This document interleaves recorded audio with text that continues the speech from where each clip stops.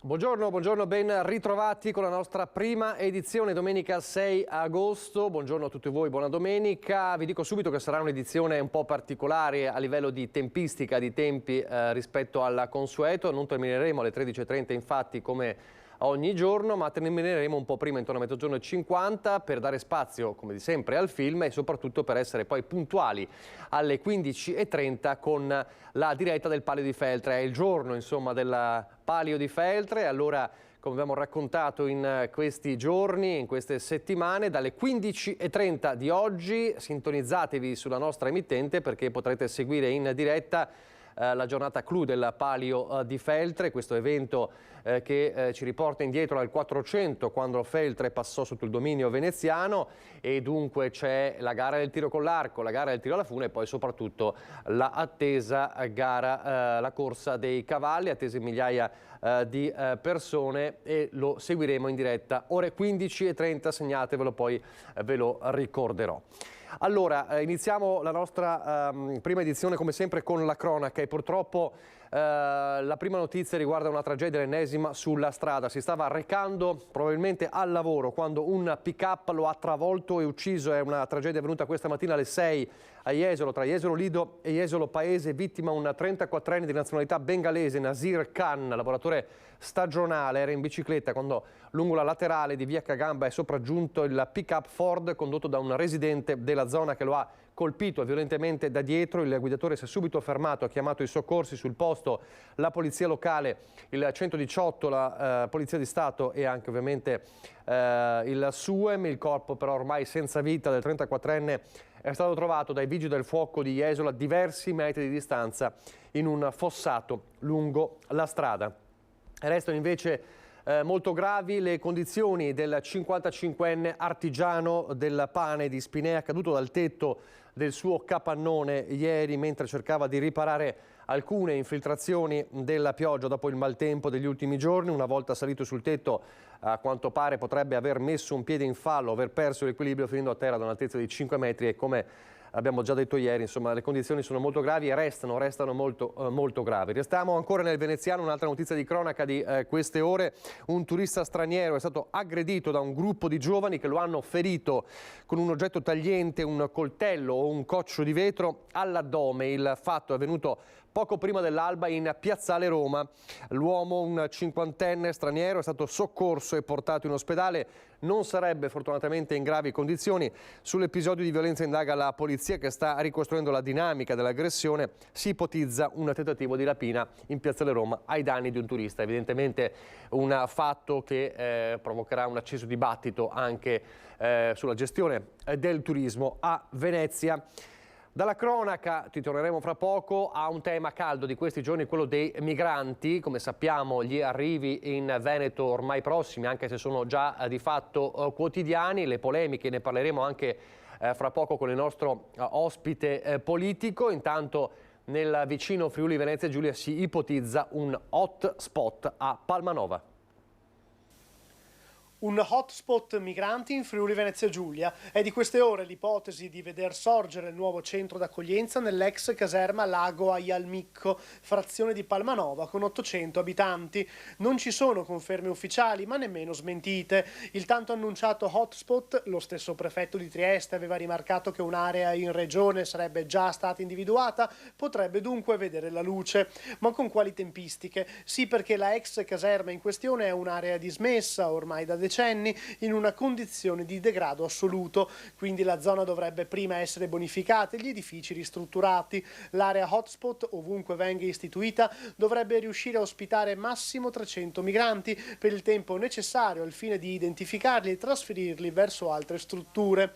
Intanto il sindaco di Trieste, Roberto Di Piazza, raggiunto telefonicamente da Tele4, ha rimarcato ancora una volta la contrarietà a un hotspot nella provincia di Trieste e più in generale nella Venezia Giulia. No, diciamo che l'area giuliana è un'area talmente piccola che non possiamo permetterci di mettere un hotspot, calcolando che abbiamo tante caserme dismesse. Avevamo 3/4 dell'esercito italiano schierato fino agli anni 90 sul confine orientale, abbiamo centinaia di caserme che lo Stato pensi di utilizzare una di queste caserme. Naturalmente io non mi mescolo dove, come, quando, è un problema del governo dello Stato. Intanto Coop Alleanza 3.0, proprietaria del silos di fianco alla stazione dei treni di Trieste, che da tempo è occupato dai migranti, ha presentato una denuncia per il reato di invasione di edificio. La struttura è in attesa di essere sgomberata. Io ho parlato stamattina con Minin e gli ho detto: mettete un servizio di vigilanza che quando questi arrivano dentro gli dicono non potete rimanere qua perché è un'area privata, altrimenti chiamo la polizia, qualcosa di simile. È inutile, anche perché puoi mettere tutte le reti del mondo, questi entreranno sempre. E poi naturalmente bisogna trasferirli, ripeto, la zona di Trieste è un'area così piccola, l'area giuliana è un'area così piccola che non possiamo permetterci di avere questo tipo di servizi che devono essere portati in altre parti del paese. Il grande tema è proprio quello, e come sappiamo anche Mario Conte in questi giorni, lo sentiremo più tardi, ha parlato. L'altra alternativa, quella che sta portando avanti, è quella dell'accoglienza diffusa, altrimenti le soluzioni saranno quelle peggiori, le tendopoli, oppure, ha detto, degli hub, dei maxi hub nelle altre province, perché Treviso ha già dato. Lo sentiremo fra poco. Intanto nel Vicentino, dove ricorderete scoppiò il caso dei migranti lasciati davanti ai comuni, c'è questa iniziativa singolare, particolare, una lettera congiunta di sindaco e parroco a Marano Vicentino diretta ai concittadini. Il tema è sostanzialmente questo: aiutateci con i migranti. Care concittadine e cari concittadini, con l'intensificarsi degli sbarchi di persone migranti sulle coste del sud Italia e visto il sovraffollamento dei cosiddetti hotspot, il Ministero dell'Interno sta, attraverso le prefetture, iniziando a distribuire sul territorio nazionale queste persone. Inizia così la lettera congiunta di Marco Guzzonato e Don Fabio Balzarin, rispettivamente il sindaco e il parroco di Marano Vicentino, che, rivolgendosi alle persone della propria comunità, si appellano alla loro generosità per fare la propria parte nell'ospitare gli ultimi migranti, che secondo la stima dovrebbero essere di 4.000 persone in Veneto e circa 600 nella provincia di Vicenza. Sono quindi 28 le persone che la nostra comunità, per fare la propria parte, dovrebbe accogliere. Vi scriviamo per fare appello alla vostra disponibilità nel concedere l'utilizzo di vostri appartamenti o abitazioni sfitti a fronte di un regolare contratto da stipulare tra la proprietà e la cooperativa partner del progetto finanziato dal Ministero, per poter dar vita ad una accoglienza e integrazione diffusa, qualificata e sostenibile. Nel comune di Marano è già attivo un progetto SAI, Sistema Accoglienza e Integrazione, destinato a nuclei familiari vittime di tratta, violenza e persecuzione, come strumento per gestire il fenomeno dei flussi migratori. Al momento sono 21 i comuni dell'Alto Vicentino che hanno aderito alla proposta, mettendo a disposizione edifici comunali e impegnandosi a reperirne sul mercato privato. Riteniamo che lo spirito di solidarietà e cooperazione tipico della comunità maranese possa esprimersi al meglio anche in questa occasione, dimostrando ancora una volta sensibilità e concretezza nell'aiuto delle persone bisognose.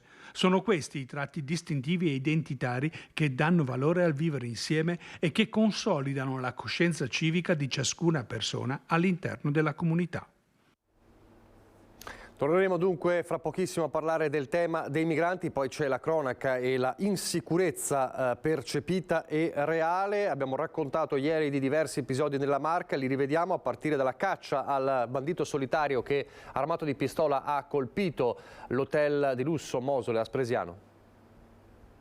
2 di notte, mascherina chirurgica a coprire il volto, entra impugnando una pistola e minaccia il portiere di notte, un 57enne, intimandogli di aprire la porta d'ingresso del Taisì, hotel e spa di via Vecellio a Spresiano. Sono minuti di paura per il dipendente sotto il tiro dell'arma, costretto a consegnare tutto il denaro presente in cassa. 140 euro, l'importo rubato. Non so se era giocattolo o cosa, ma comunque era un balordo un po' ubriaco e con un accento straniero. Ha chiesto che venisse aperto il cancello perché doveva scappare, e ha aperto il cancello di destra che potesse uscire, invece è scappato a piedi e dopo un sopralluogo abbiamo trovato che invece aveva scavalcato la rete e forse aveva un amico con una motocicletta. Un furto programmato, forse con l'aiuto di qualcuno che lo aspettava all'esterno.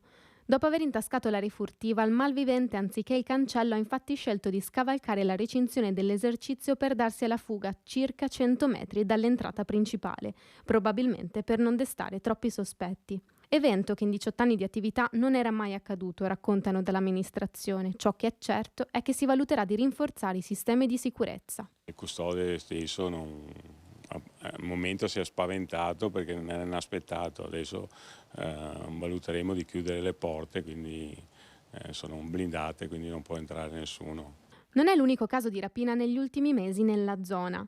Risale a fine aprile il colpo subito dalla titolare della lavanderia La Boutique del Lavaggio nel pieno centro di Spresiano. Pensando fosse un cliente in anticipo rispetto all'orario di apertura, berretto con visiera e mascherina chirurgica anche in questo caso, il malvivente è entrato con una borsa che la titolare pensava contenesse degli indumenti da portare in lavaggio. Lui mette sopra il banco la borsa, mette la mano dentro alla borsa, dice devo consegnare, poi io non ricordo più niente. Io so che mi sono svegliata poco dopo per terra e avevo tutto il cassetto della cassa, tutto sparso per terra, monetine, tutto. Poi vado dietro dove ho il laboratorio e c'era la mia borsa per terra e il portafoglio, tutto, e mi mancavano 300 euro dalla borsa. Questa mattina la nostra Lina Paronetto, lo vedremo nel telegiornale di questa sera, ha raccolto l'indignazione anche dei fedeli per il furto consistente di oltre 13.000 euro che erano offerte destinate soprattutto al restauro del campanile. Ad accorgersi ieri mattina di quanto accaduto è stato il parroco. Fossero stati soldi miei, dispiace fino a un certo punto, ma non essendo miei, io dei quali ero solo il custode, l'amarezza è doppia, insomma. All'inizio, quando se n'è accorto, Don Matteo non ci voleva credere. Svaniti nel nulla oltre 13.000 euro, non solo le offerte tradizionali, ma anche e soprattutto quelle consistenti dei fedeli raccolti in 2 mesi per il restauro del campanile della chiesa di San Daniele Profeta, manutenzione costosa di campane e orologio. La mala scoperta nel suo ufficio all'interno della casa canonica della parrocchia di Carpesica di Vittorio Veneto. Di solito il sabato mattina registro la contabilità della settimana precedente e nel prendere appunto i registri e le buste nelle quali tengo di solito la cassa corrente delle offerte, mi sono accorto appunto mancavano i contanti, ecco. La busta era conservata in un mobile, nessuna effrazione. Chi è arrivato è andato a colpo sicuro e ha sfruttato la scala interna della casa canonica che è in comunicazione con l'oratorio, con le stanze del catechismo. È stata lasciata inavvertitamente aperta e probabilmente ci tenevano d'occhio e chi è passato ne ha approfittato del momento. Un colpo solo, ricostruendo un po' i fatti lungo la settimana, in base anche ai miei spostamenti, le mie assenze dalla parrocchia, siccome sono cappellano anche all'ospedale, hanno tenuto d'occhio quando io non ero presente in parrocchia. Immediata la denuncia ai carabinieri. La modalità della razzia fa pensare a qualcuno che l'area la conosce bene. Chi lo sa, probabilmente una persona o vicina o che comunque ha tenuto d'occhio le varie cose. Resta ora il desolante compito di darne notizia ai tanti fedeli che avevano generosamente donato quanto avevano. E Don Matteo è pessimista anche su eventuali ravvedimenti del ladro. L'appello si fa restituiscili, ma dubito che sia un appello che venga ascoltato, anche perché i contanti non hanno nome. Quindi è qualcosa di molto difficile da recuperare.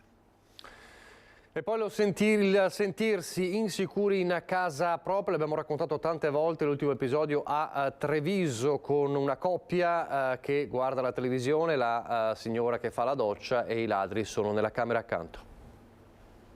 Nell'erba ancora le tracce del passaggio di uno, forse 2 ladri che ieri sera intorno alle 21 sono entrati da questa finestra al primo piano di una palazzina in via Don Milani alle porte di Treviso. Roberta Liastro e il compagno sono in casa, lui sta guardando la televisione in salotto, lei va in camera. La zanzariera in quel momento è abbassata, poi si sposta in bagno e 10 minuti più tardi torna nella stanza da letto e qui nota la zanzariera leggermente alzata. Inizialmente pensa sia stata colpa del vento, ma le basta poco per capire cosa in realtà sia davvero accaduto. Lì mi sono accorta che invece era sfondata, sono entrati e mi hanno portato via i gioielli di famiglia, gli ori di mia mamma. Il cofanetto dei gioielli svuotato dei ricordi della mamma, mancata pochi mesi fa. A parte il valore dell'anello, che era un anello importante, però era di mia mamma che è morta da poco, quindi, ed era il suo preferito. E dell'orologino che gli avevo regalato io l'ultimo Natale, prima di morire avevo fatto questo regalo. Viste le impronte in giardino è possibile che uno dei ladri abbia tenuto sott'occhio il compagno di Roberta, mentre l'altro controllava i suoi movimenti per entrare in azione. Sono bastati pochi minuti per portare a termine il colpo, anche se probabilmente sono stati disturbati. L'unico cassetto che hanno aperto, quello del comodino, c'era la scatolina con un paio di orecchini miei col brillantino, uno è rimasto nella scatolina e uno l'hanno portato via, per cui immaginiamo che siano stati disturbati probabilmente da me che uscivo dal bagno. Passato l'iniziale dolore per la perdita dei gioielli della mamma, in Roberta e nel compagno resta la consapevolezza del pericolo corso con i ladri nella stanza accanto. Io stanotte non ho dormito. Ti viene in mente anche che sono entrati, che comunque potrebbero entrare ogni momento e non sei più libero, insomma, di stare tranquillo, neanche guardarti la televisione, far da mangiare. Cioè, dobbiamo stare blindati, tenere giù tutto, tapparelle giù.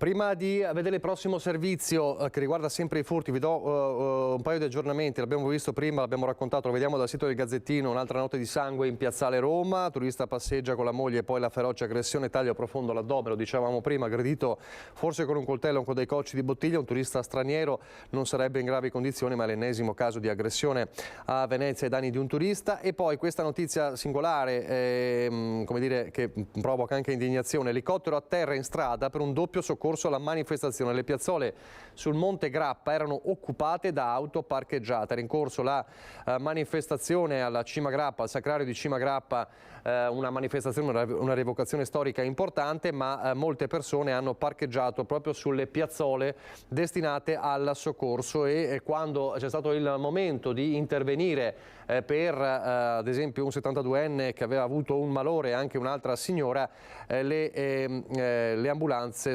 l'elicottero è dovuto atterrare lungo la strada, come vedete in questa foto. Ovviamente c'è indignazione per quanto accaduto. Dicevamo i furti, l'abbiamo raccontato per primi ed è diventato virale il caso del cartello antiladri affisso dal presidente di Furti in Corso. Adesso stanno andando a ruba. Solo stamattina c'era una coda abbastanza importante che davo questi fogli, e oggi pomeriggio sto continuando a darli. Pioggia di richieste per il cartello antiladri presentato nel corso della nostra diretta dal presidente dell'associazione Furti in Corso, Cristian Demma, primo ad aver attaccato all'esterno della sua abitazione l'avviso che richiama l'articolo 383 del codice penale, che dà facoltà ai cittadini di arrestare chi entra in casa per compiere un reato in attesa dell'arrivo delle forze dell'ordine. Tra stamattina e oggi pomeriggio circa una trentina, che comunque sono tantissimi, nel senso, detto così sembra poco, però in realtà a me mi ha abbastanza stupito la cosa, anche perché poi a più di qualcuno gliel'ho anche solo girato in PDF da fare la stampa a casa. Ho dato la disponibilità anche oggi così su Facebook, perché c'era stata la disponibilità di chi aveva già i miei contatti e mi hanno chiesto di poter avere il cartello o il testo del cartello, e quindi ho dato disponibilità di venire da me a prenderlo, glielo stampavo io in maniera solo che non mi aspettavo questa risposta così importante di tanta gente, anche che non fa parte di Furti in Corso a livello di associazione vera e propria. Telefonate, messaggi sul gruppo Facebook, molti stanno chiedendo il cartello, ma contemporaneamente chiedono informazioni sull'articolo in questione. Sono anche piacevolmente stupito della consapevolezza della situazione, cioè tutti mi hanno detto io lo metto intanto, poi finché qualcuno non mi spiega, o voi o qualcun altro spiega bene come fare, aspetto e vediamo, in maniera che vuol dire che la gente ha capito il segnale di non improvvisarsi a fare chissà cosa, ma usare la testa. I cittadini, sottolinea Demma, stanno dimostrando dunque grande responsabilità e hanno capito il senso di questa iniziativa, che vuole essere un messaggio rivolto ai malviventi, ma soprattutto una richiesta alle istituzioni di intervenire per arginare il fenomeno dei furti. E loro devono vedere che siamo tutti uniti, finalmente noi cittadini, a essere pronti a metterci la faccia un po' tutti, tra virgolette, e quindi dire dateci una mano, perché noi siamo qui ancora una volta, per l'ennesima volta, a chiedervi aiuto. Adesso è ora che effettivamente anche voi ci rispondiate.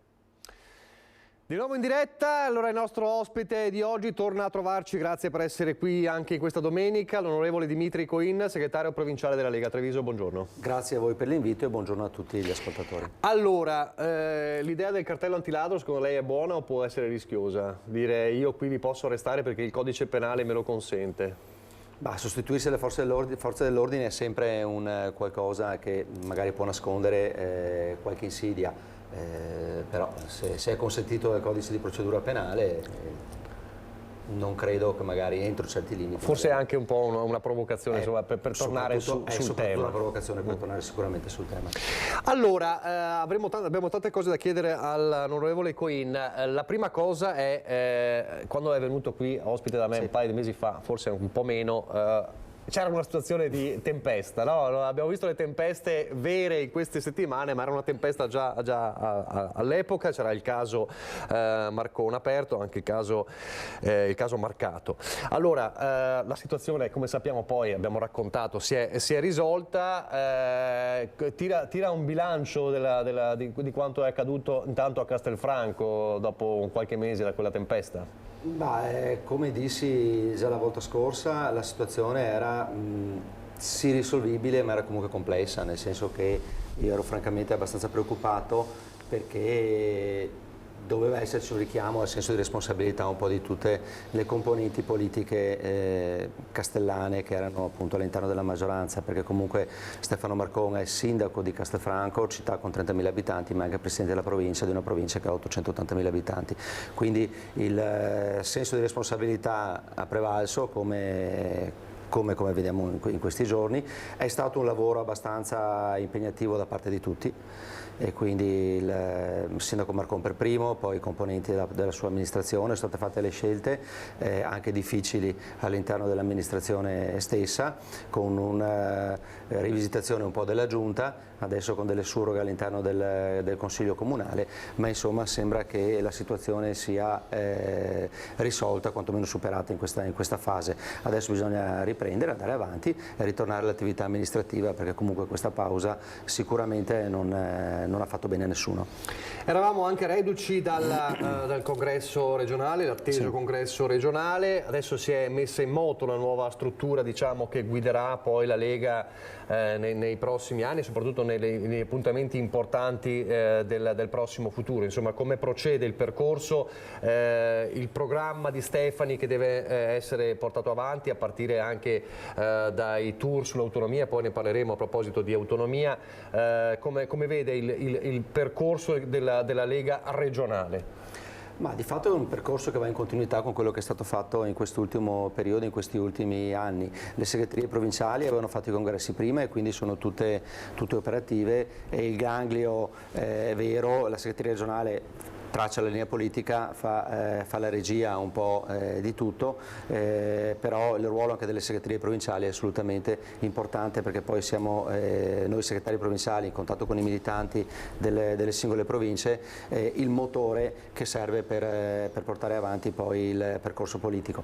L'anno prossimo abbiamo 55 comuni, forse anche qualcuno in più, che vanno al voto solo in provincia di Treviso, probabilmente l'elezione delle amministrative sarà in concomitanza con le elezioni europee, che, come dico sempre, abbiamo visto negli ultimi 10 anni, 12 anni, sono probabilmente l'elezione più importante, perché la capacità che ha l'Unione Europea di condizionare i governi nazionali è fortissima e quindi vanno affrontati in maniera questa assolutamente importante, mettendo candidati che possano portare a casa tanti voti e con capacità di rappresentanza a livello europeo è importante. Probabilmente le due elezioni verranno abbinate, immagino di sì, anche insomma per un discorso di costi. Immagino che il buon senso prevalga in questa scelta e quindi che si vada nell'abbinamento dell'elezione tra le europee appunto e le amministrative, che dovrebbero essere, se non ricordo male quello che ho sentito nei giorni scorsi, insomma verso la seconda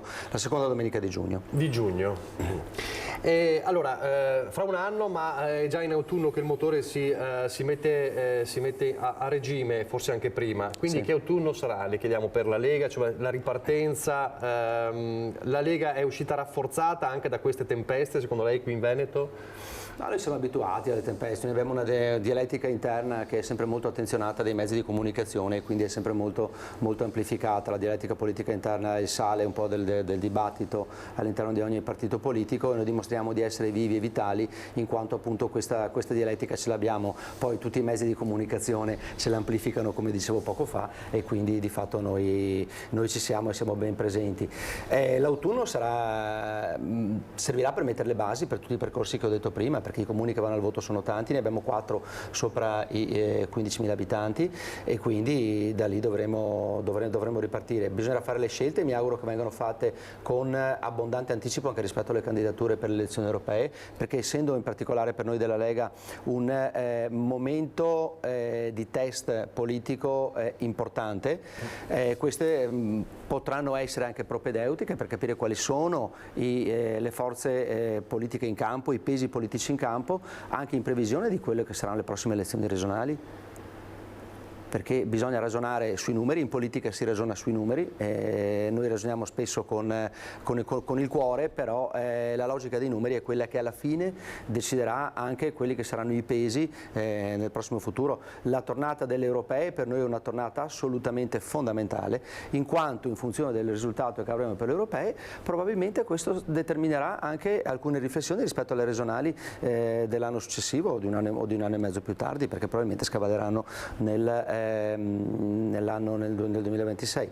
Abbiamo candidati, persone, esponenti politici che hanno già detto che se il Presidente Zaia non dovesse candidarsi, faccio riferimento a Flavio Tosi, lui è a disposizione. Abbiamo Fratelli d'Italia che comunque all'interno dell'alveo del centrodestra ha anche questo partito i suoi appetiti. Si parla di terzo mandato del Presidente Zaia e per me il limite dei mandati non dovrebbe esserci, perché i cittadini devono decidere, poter decidere da chi farsi governare sempre.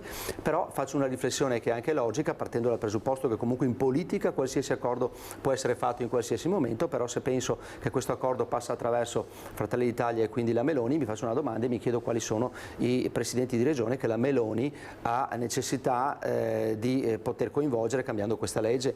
Probabilmente nessuno, e allora mi chiedo perché dovrebbe precludersi la possibilità di contendere il Veneto, la Liguria, l'Emilia, la Campania, la Puglia. Quindi non ci sarà mai questo... No, non dico che non ci sarà mai, dico però che dobbiamo ragionare in termini realistici e pensare che questo possa anche non esserci, e quindi se questo può anche non esserci bisogna capire quali sono le alternative. E passa tutto attraverso le europee, dal mio punto di vista. Chiaro. L'alternativa a Zaia, lei auspica che sia sempre leghista? Assolutamente sì, per forza. E dovrà passare per forza per il placet, insomma, del Presidente, perché è inevitabile questo. Però, ecco, lo diceva lei, gli europei sono un test importante per capire se sono cambiati rispetto alle politiche i rapporti di forza con Fratelli d'Italia. Come sono i rapporti con Fratelli d'Italia adesso? Perché è inutile negarlo che c'è questo, si guarda sempre a quello, quindi i rapporti sono da alleati, però alleati che si guardano un po' così, diciamo, no? Ma i rapporti sono come tutti gli alleati. Quando Forza Italia era egemone, noi eravamo l'alleato, fra virgolette, di minoranza all'interno della coalizione di centrodestra, cercavamo comunque di portare a casa il maggior consenso possibile, anche magari azzardando qualche scelta sulle amministrazioni per cercare di consolidarsi, e parlo a livello locale. Questo è francamente normale, però i rapporti con Fratelli d'Italia sono assolutamente rapporti costruttivi. I ragionamenti che abbiamo fatto fino ad ora in tutte le situazioni dove ci siamo dovuti confrontare sono stati assolutamente per il bene del centrodestra, dove si poteva andare d'accordo si è andati d'accordo, dove non si è riusciti ognuno ha fatto la propria strada, il proprio percorso, ma sempre con la consapevolezza che l'obiettivo è quello di trovare un punto d'incontro. Sempre per il principio che noi rappresentiamo i cittadini e non rappresentiamo noi stessi. La conosciamo e lo sappiamo, una persona insomma che quando deve dire le cose le dice, non so se mi dirà però quello che è la risposta alla domanda che farò. Un'alternativa a Zaia nella Lega chi potrebbe essere? Non sono in grado di dirlo in questo momento.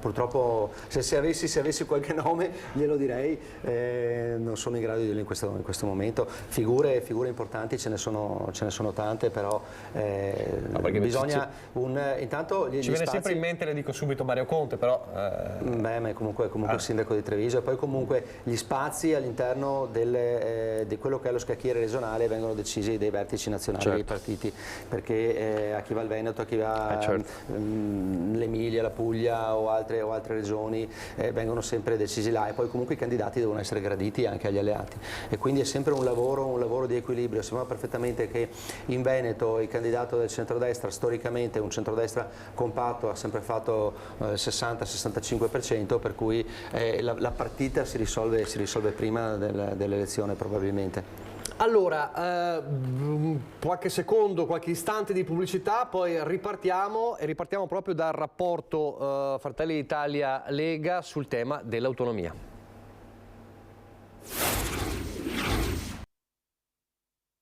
Non ci siamo dati nessun limite temporale, abbiamo detto che era un obiettivo di legislatura, mi risulta che questa legislatura finisca nel 2027, le altre date che sento sono solo slogan per alzare l'attenzione o per giustificare qualcosa che non c'entra niente con il programma di governo. Il messaggio del numero 1 regionale di Fratelli d'Italia arriva col sorriso, ma è una stilettata in piena regola, e il destinatario leghista, fra i tanti, non è nemmeno così difficile da intuire. Soltanto 4 giorni fa, dal palco della festa della Lega a Cervia, il governatore Luca Zaia aveva fissato una precisa data come condizio sine qua non.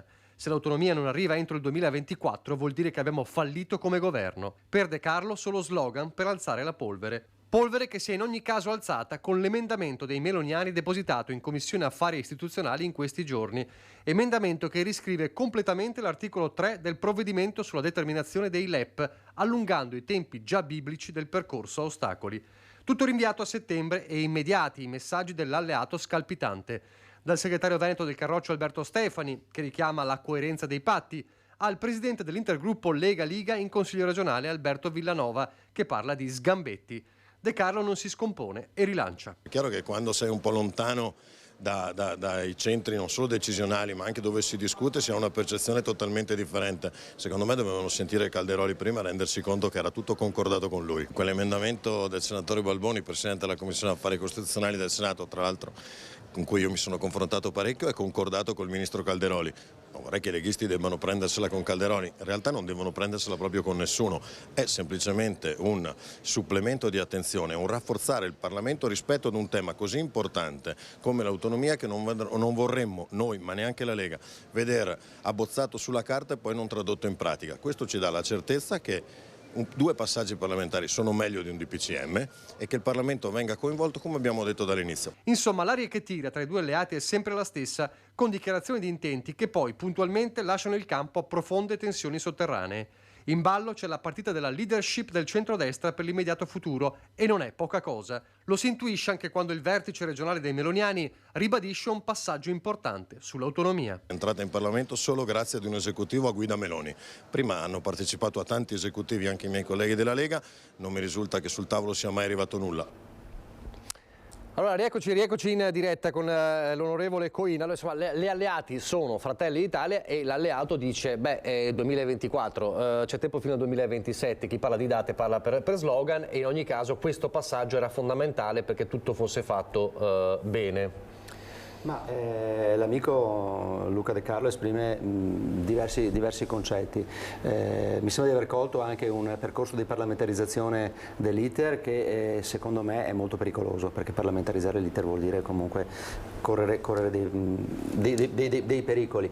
Sul tema delle date io penso che, l'ho sempre pensato, fin dal primo giorno, che l'autonomia sia un percorso, non sia un evento che poi va gestito il giorno dopo, sia un percorso che va nella direzione di raggiungere quell'obiettivo. La legislatura dura 5 anni, il governo fallisce nel momento in cui in questa legislatura non riesce a portarlo a casa, perché se dovessimo portarlo a casa nel 2025 piuttosto che nel 2026 avremo 20 supplementari, l'obiettivo sarebbe comunque raggiunto. Quindi in questa fase io mi sento davvero di dire che mettere limiti temporali sia un qualcosa che, non dico ci mette pressione, ma che rischia di alzare l'asticella oltre misura e magari di andare a sbatterci il naso. L'autonomia è l'obiettivo all'interno di questo percorso di questa legislatura? Assolutamente sì, verrà giudicata all'interno di questa legislatura. Io sono convinto che se questa legislatura non la porta a casa non arriverà più l'autonomia, perché abbiamo i numeri per poterlo fare, ci sono gli accordi politici comunque con Fratelli d'Italia, ci sono degli equilibri che sono stati trovati, il percorso è pienamente iniziato, c'è Calderoli che è il ministro perfetto per portare avanti questo percorso, per esperienza, per capacità. Chi meglio di lui, insomma? Ecco. Assolutamente, un po' il Machiavelli della politica italiana, l'ho dimostrato in tantissime occasioni, anche negli anni passati, e quindi mettere limiti temporali, per me il limite temporale è questa legislatura, io la vivo da dentro e mi sento di dire questo,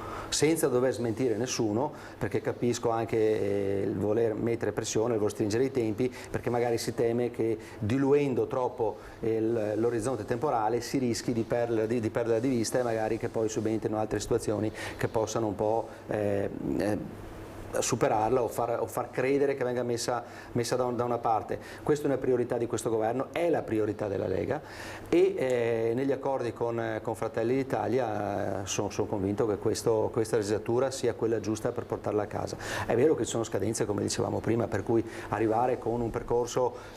Forse è questo che intendeva Zaia, cioè mettere dei paletti, forse anche perché se no si rischia... Ma questa è una partita tra alleati, come diceva lei prima.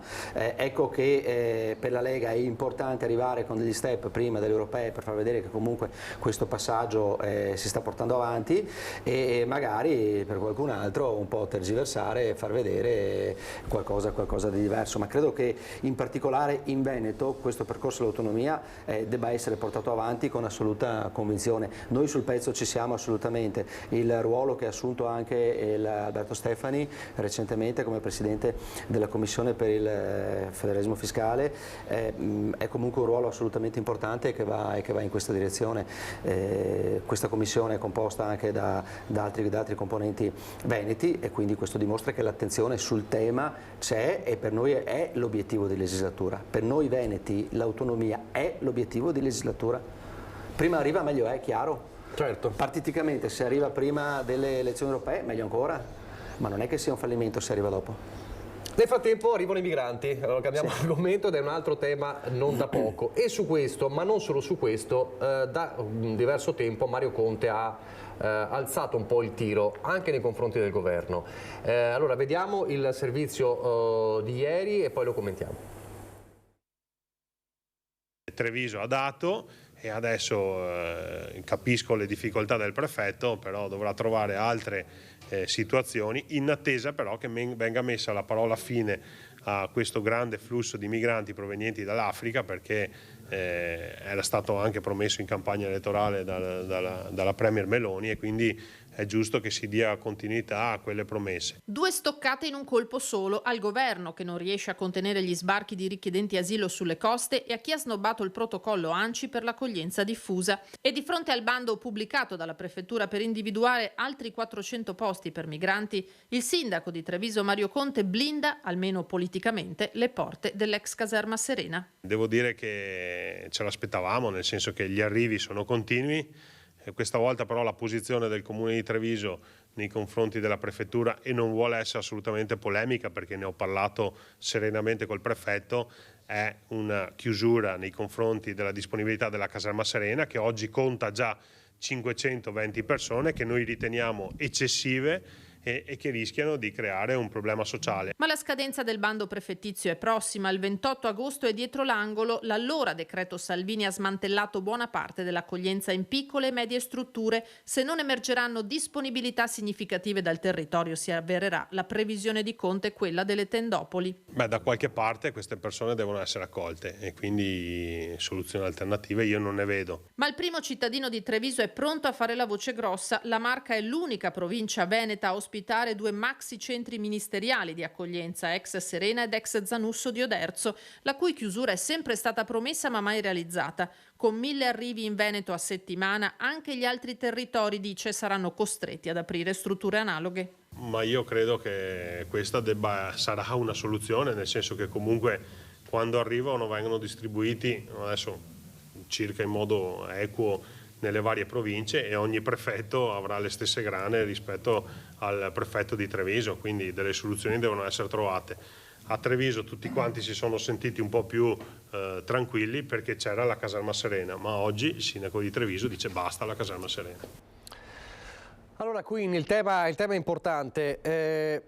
C'è questo protocollo, c'era questo protocollo annunciato, l'accoglienza diffusa, un po' una parte della Lega, insomma, che guarda a questa soluzione, che era un po' la soluzione di qualche anno fa, però del centro-sinistra. Una parte importante della Lega che dice no, restiamo coerenti con quelle che sono le nostre idee, però Conte dice, allora Tendopoli, Maxi Hub, e poi sul PNRR dice, parlando del progetto dell'ex polveriera, se non arrivano i soldi pronti a far causa allo Stato. Insomma, le chiedo una cosa sui migranti e secondo, questo alzare il tiro di Conte, insomma, come lo giudica? Ma Mario è comunque sindaco di Treviso, presidente di ANCI Veneto, e le riflessioni che fa su tanti temi sono anche dettate dal fatto di avere questo ruolo assolutamente importante, che non è un ruolo politico-partitico, ma è un ruolo amministrativo che coinvolge tutte le sensibilità dei sindaci del Veneto che fanno parte dell'ANCI, e a sua volta si deve relazionare con l'ANCI a livello nazionale. Quindi il protocollo ANCI, che si citava prima, è un protocollo amministrativo, mentre la posizione della Lega è una posizione politica. Rispetto a quanto accaduto negli anni passati su situazioni emergenziali, che poi emergenziali quando si protraggono per così tanto tempo è anche una forzatura chiamarle, su situazioni emergenziali la linea politica non è cambiata, nel senso che rispetto all'accoglienza diffusa noi abbiamo sempre quella di non andare nella direzione dell'accoglienza diffusa, ma per un motivo molto semplice, perché poi nel corso degli anni queste persone che comunque verranno accolte e distribuite sul territorio rischiano sinceramente ed effettivamente di restare in capo ai comuni e in capo alla collettività, con situazioni anche di cittadini italiani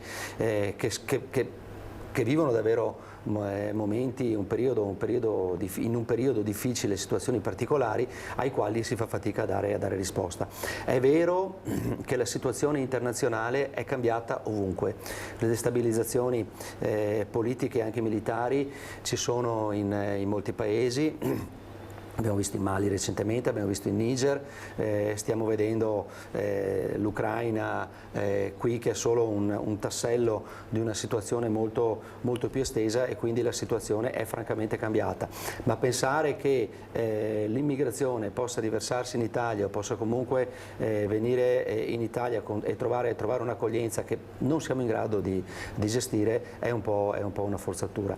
I grandi hub, probabilmente dal mio punto di vista è meglio che queste persone siano concentrate in luoghi dove possono essere comunque controllate, perché intanto non sappiamo chi sono, non avendo la maggior parte di essi o con la quasi totalità di essi documenti, che è la cosa più importante che questi dovrebbero avere per dire sono Dimitri Coin, parto da Badoere che è in provincia di Treviso, c'è la guerra, per essere identificato e quindi per capire la situazione, e invece non li hanno, quindi sono chi dicono di essere. E quindi è già una situazione particolare. E il fatto di poter comunque gestirli all'interno di centri, secondo me è comunque meglio che non un'accoglienza diffusa. Poi c'è tutto quanto il tema che viene citato ormai da un bel po' di tempo, di mancanza di manodopera, cioè accogliamoli perché serve comunque manodopera. Questo è un tema che merita una riflessione anche abbastanza ampia. Ho letto recentemente, la settimana scorsa, che la Germania sta discutendo, o forse ha già approvato un provvedimento per un'accoglienza qualificata, cioè per circoscrivere l'accoglienza a personale comunque qualificato, persone comunque qualificate che possono essere anche impiegate subito in attività produttive. Però anche su questo tema ci sono delle riflessioni da fare. Serve una collaborazione anche di tutto il mondo industriale, perché non è sufficiente portare persone per poi formarle e magari farle lavorare, perché poi nella loro vita sociale, nella quotidianità sociale, magari rischiano comunque, visto magari e immaginando che lo stipendio possa anche non bastare, di gravare sulla società. I nostri immigrati quando andavano in Svizzera l'azienda forniva l'alloggio, l'azienda forniva delle garanzie rispetto ai costi sociali che questi dovevano. Serve una collaborazione, serve un impianto strutturale importante che oggi non c'è. E quindi siamo in una situazione emergenziale perché tutte queste fasi non sono mai state espletate. Lei dice meglio gli hub dell'accoglienza diffusa perché c'è maggiore controllo, insomma Sì, è meno dispersivo. Il problema è se non le varie zone dicono no, cioè le varie province dicono no, che si fa? Beh, intanto la provincia di Treviso ne ha già 2, come diceva giustamente Mario Conte, e quindi la provincia di Treviso quindi è già, succederà che altre province dovranno accollarsi. Per forza, perché piuttosto che l'accoglienza diffusa è meglio i centri. Meglio ancora è controllare le partenze, perché c'è un altro tema ancora, la situazione è talmente complessa, talmente articolata, non complicata, non difficile, ma talmente articolata che risolverla con una battuta è davvero complicato. Tutte queste partenze hanno trasformato il Mediterraneo in un cimitero. Perché questo messaggio che si può arrivare, si può comunque accogliere in qualche modo, che poi per noi diventa la scelta tra accoglienza diffusa o grandi hub, dà il messaggio che si può partire. E quando si parte, abbiamo visto anche in situazioni recenti che le morti in mare sono di centinaia di persone al colpo. E questo credo che per una società come la nostra sia totalmente inaccettabile. Quindi la situazione è davvero complessa e non può essere risolta dal sindaco di Treviso piuttosto che dal governo italiano. È una situazione internazionale che parte da una destabilizzazione che va oltre quello che possiamo immaginare, perché la destabilizzazione di alcune aree dell'Asia, parliamo del Nord Africa, parliamo di Siria, parliamo di Afghanistan, di tutta una serie di aree che spostano la popolazione a cercare nuovi posizionamenti e nuovi orizzonti per una vita migliore.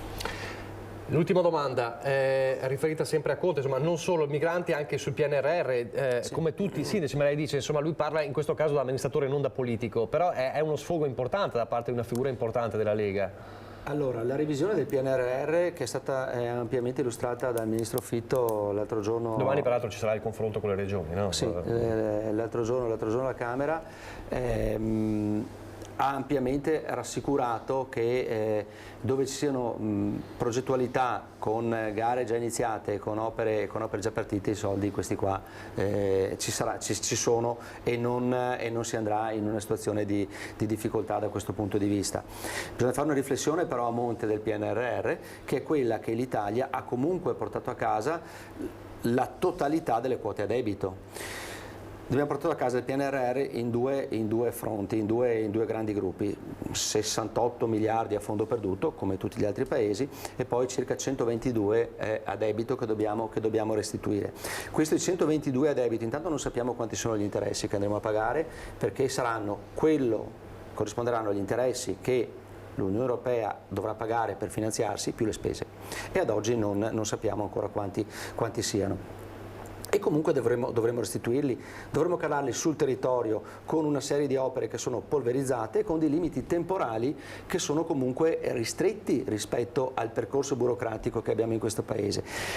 Quindi le difficoltà per mettere a terra le opere ci sono, ma soprattutto le difficoltà le vedremo nei prossimi anni quando dovremo restituirli, perché non sono stati fatti quasi da nessuno, la Regione Veneto lo ha fatto, una delle pochissime, non sono stati calcolati gli impatti di questi investimenti, perché quando prendi dei soldi a debito e li investi sai quanto ti rendono, perché devi restituire i soldi, devi restituire gli interessi, devi avere un beneficio per te, altrimenti vuol dire che non li investi ma li spendi.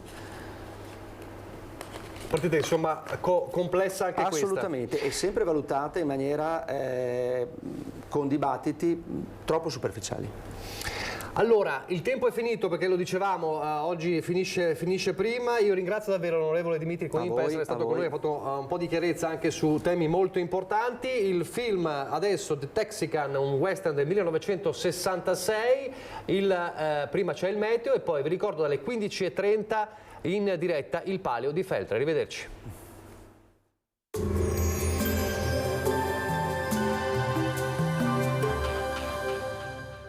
Vuoi usufruire delle detrazioni fiscali? Chiama lo 0422 320605. Exi, professionisti del risparmio energetico dal 2006. Benvenuti al Meteo. Previsioni per domenica 6 agosto. Sul Veneto prevalenza di cielo parzialmente nuvoloso, a tratti più nuvoloso, probabilmente di pomeriggio.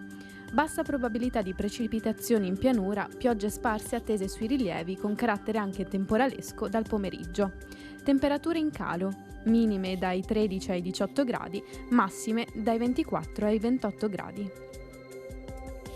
Sul Friuli Venezia Giulia al mattino cielo poco nuvoloso. In giornata variabile dalle ore centrali saranno possibili rovesci o temporali sparsi alternati a schiarite. Temperature sotto la norma stagionale. Minime comprese tra i 15 e i 20 gradi, massime intorno ai 25-26 gradi. Sul Trentino Alto Adige nuvolosità variabile con possibili rovesci o temporali nelle ore centrali della giornata. Temperature in calo. Minime tra i 16 e i 17 gradi, massime sui 27 gradi. Dal meteo è tutto, arrivederci.